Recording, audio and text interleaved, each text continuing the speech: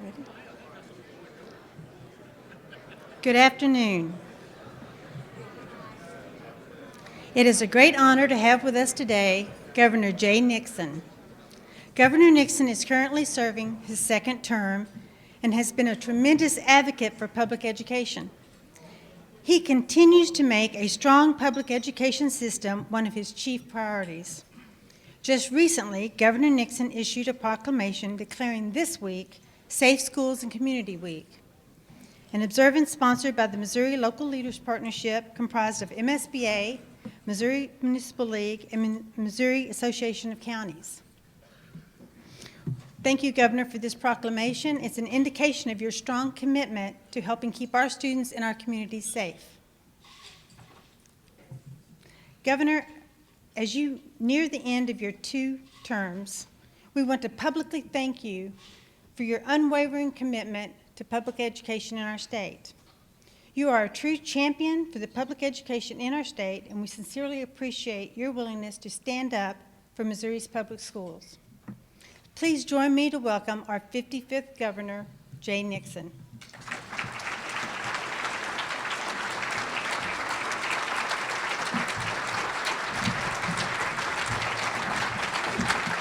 Thank you.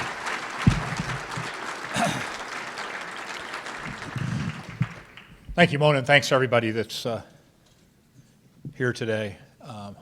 Appreciate deeply your service in your local communities and your willingness to visit the Capitol here and carry our cause forward. I want to thank Melissa Randall, who's doing just a truly outstanding job in her first year as executive director. We kind of thought she would, but she continues to do a tremendous job. We are joined by a number of legislators today, strong voices for public education on both sides of the aisle. I want to thank them for being with us today, but more importantly than that, thank them for the work they do each and every day when the legislature's in session and back home in their communities. Now, it's always an honor to address those who have volunteered their time and effort to helping our students and schools succeed. It's a high calling and one that is more important and challenging than ever before. Since I became governor, I've visited more than 150 school districts. And I'm not done. I'm going to get to a few more before I'm done here. And today I'm pleased to report that driven by our shared commitment to public education, schools in Missouri continue to make great progress. Since I stood before you just last year, Missouri's graduation rate rose again to 87.3%, putting us in the top 10 in the nation, while the percentage of students needing remediation declined.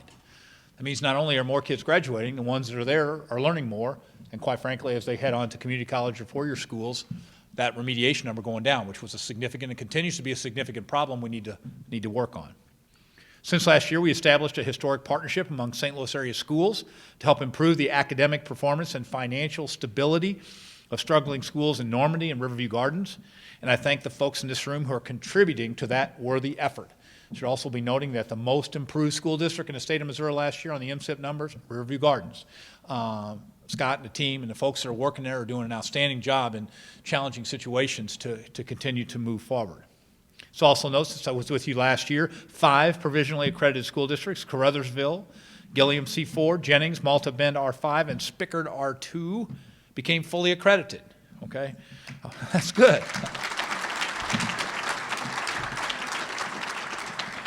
Now, I was just down in Caruthersville at the end of last year, and it was great to hear from Superintendent Bullington about the sustained effort that was behind their impressive turnaround. It's really interesting. I mean, she's somebody who'd been in that school district, well, she's still there, hopefully today, for over 30 years, and had literally seen it drop in all of the measurements.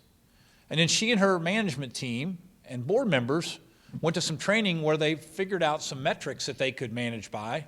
And over the last 6 or 7 years, you've seen them move up and up and up. In essence, reinventing themselves, re-challenging themselves, understanding that their community needed a schools system that was moving forward. And here we are today with a fully accredited Caruthersville School District, which is going to help us quite a lot, I should note, on a number of economic development projects we have in this area.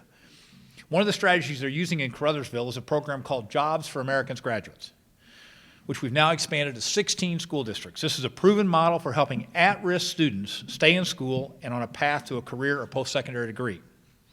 Another thing since last year, we got another year of MSIP 5 performance scores, and your school districts continue to rise to the challenge, with 98% of districts scoring in a fully accredited range.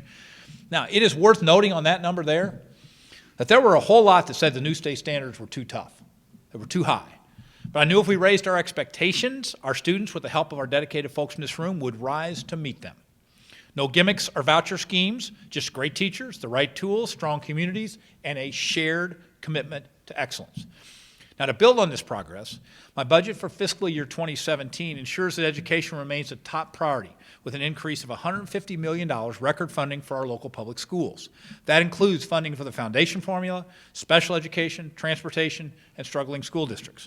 And for the first time, we'll be funding early childhood education through the foundation formula, giving more than 2,500 kids access to high-quality preschool this year. Now, under my budget, troubled schools will get the early intervention and support they need to turn things around. And quite frankly, there's people in this room that can be helpful. This is really important project and effort that we're using, to have management and leadership from other districts, when districts seem to be heading on down, to inject and get involved as mentors for those board members, teachers, and administrators in the other districts, literally adopting them and helping them turn things around. So the dollars in this area are very important because you can see the indicators pretty darn clearly. So this is, we're going to also make sure that more students in low-income communities have the opportunity to learn 21st century skills like computer science. All told, the budget I presented last month invests $400 million more in the K-12 foundation formula than when I became governor. Now, unfortunately, last week the House subcommittee reduced our $85 million for the formula down to $76 million and eliminated this targeted funding for these at-risk school districts.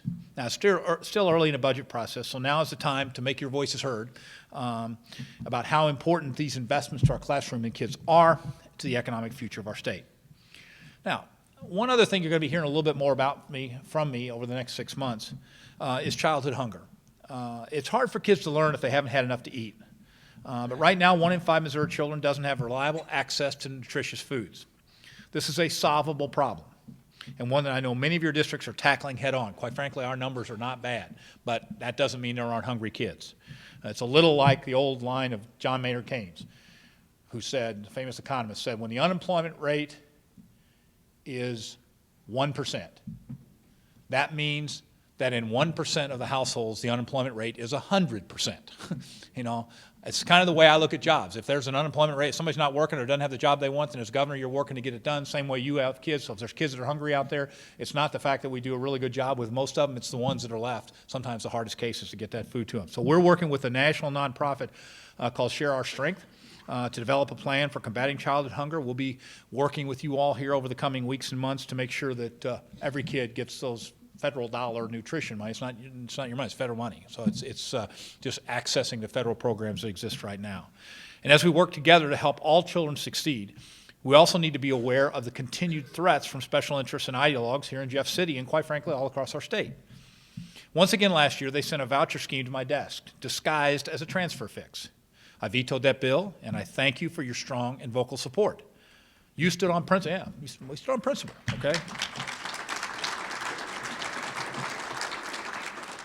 That principle is simple but strong. Public funds belong in public schools, period. No compromise or concessions, and in September the bill wasn't even taken up for an override, okay? The lesson, when we stand united in defense of our values, we win every time. It's the kind of effort we will need to show again. This year, some legislators have cooked up a scheme to divert money from general revenue and use it for roads. Friends, we all know where that leads. A smaller share of the pie and less money for our public schools. Quite frankly, our state, over the years, we've always paid for roads by user fees. Okay, that's what we have done. If you use the roads, you pay.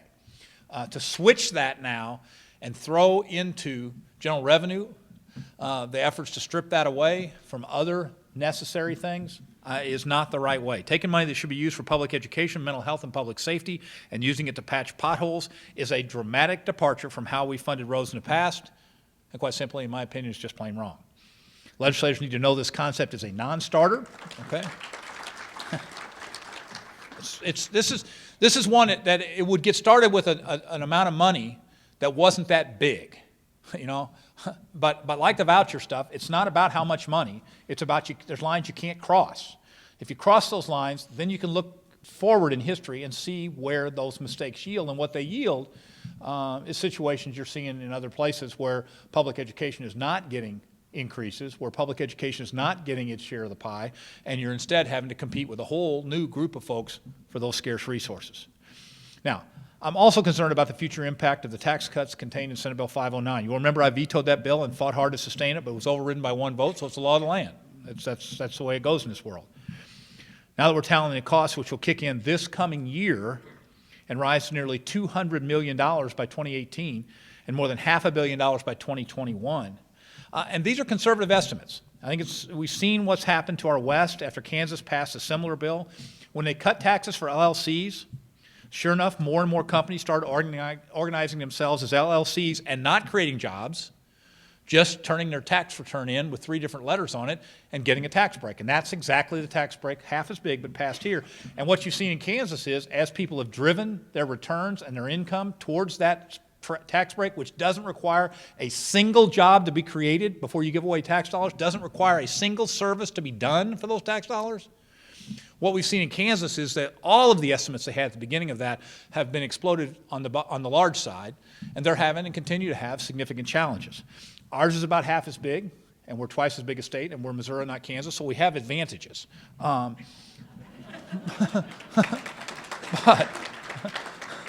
But we really got to watch this one, because as the years come on, and this gets to $500 million of GR a year, that's a lot of money, and it makes the pot smaller. And like I said before, it means we're going to have to even be more vigilant and stand even more strongly with our values so that we can continue to invest in the priorities we share. Now, as Missourians, we are kind of small government, fiscally conservative folks by nature, all of us. Okay, we just are, and that's a good thing. As governor, I've balanced the budget every year, reduced the state workforce by 5,135 positions. The question I've been asking people as I've traveled the state lately is, when this recession hit, we really made some hard decisions at the state level. We cut over 5,100 employees from state government, a significant portion of it right here in the central part of the state. Have you felt a difference in your services? And generally people say no. So it tells you, first of all, it's not fun to cut, but that we made the right choices. And at the same time, we embraced technology, and with the resources we did have, even during that recession, we tried to push dollars out into local communities. And quite frankly, people have shown us that it was the right choice. Now, today, with the general revenue pie getting smaller, we have a heightened responsibility, all of us, to communicate the value of public education and the need to invest in it. I made a speech against the bill I talked about before of taking some of the money for general revenue and put it in roads. And I said something. I've been around this state a lot. I would argue as much as anybody ever. And I've never come up on a street corner and people saying, here's free concrete, here's free asphalt.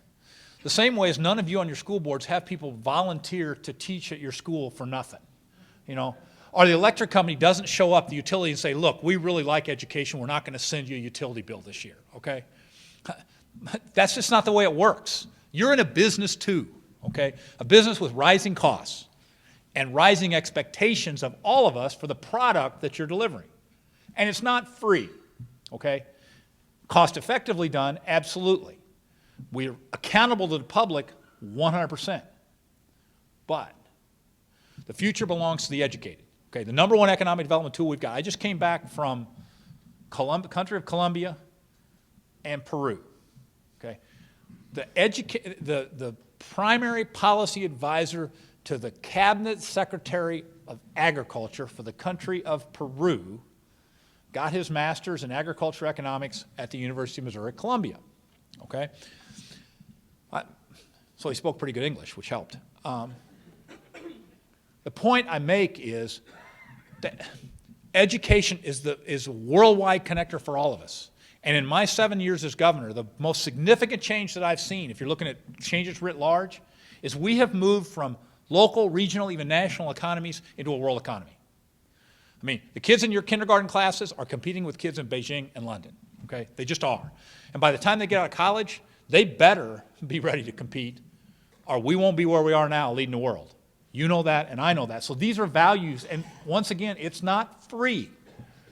And Missourians know that, okay? So I think you got to really be a voice in your communities to highlight the efficiencies we found, to talk about the positive aspects of local control and the competitive nature of public education today, and that we need to invest in it.